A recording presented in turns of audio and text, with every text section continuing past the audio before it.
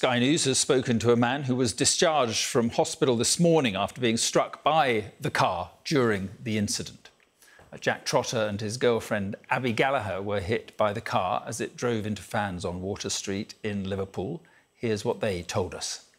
I was taking videos of just random Liverpool fans, so I was, just having a ball and singing away, and then I didn't know anything at all was happening until Abbie had started screaming my name, Jack, and then I sort of put my phone down and looked up, and then what happened was the car just started ramming through people, and then when it sort of got to my level, the car had slowed down, and I'd put my hands up, sort of in a way protecting myself, but also trying to say to him to stop, and then he knew fine rightly he was trying to say to stop, and then he just tried to ram right through me, and then as he tried to ram through me, I sort of dodged the middle of the bonnet, but he was able to clip my legs, and then that's just when my back's completely gone now. When he had hit me, I was sort of just spinning around and just hit into loads of people, and then just the adrenaline sort of kicked in, and I just sort of got myself back up, and then the first thing I done was try and get the Abbie, and then as soon as I got the Abbie, and then I realised she was okay, and then after that, the adrenaline went off, and then I knew fine rightly I was in a lot of pain, and then I just collapsed on the wall, and she had sort of had to lift me back up. I was very lucky.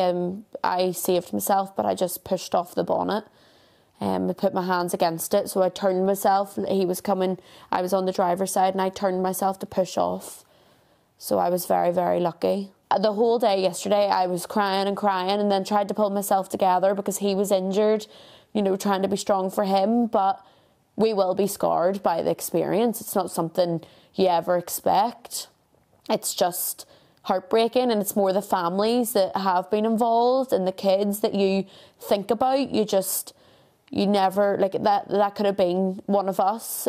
You just never expected it to happen. Honestly, it's heartbreaking.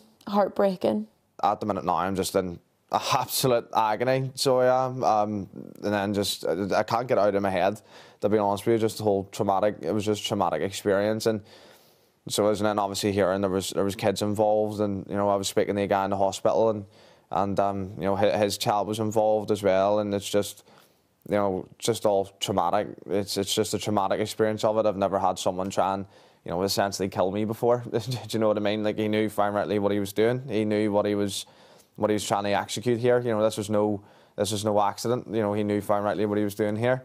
So he was, and it's just the thought that someone actually tried to seriously injure me or kill me. It's really getting to me, like, so it is. And I've got a little boy back home, and I've got a little boy back home, and it's just the thought that he could have potentially been taking me away from him, if that makes sense. I just can't get my head wrapped around it.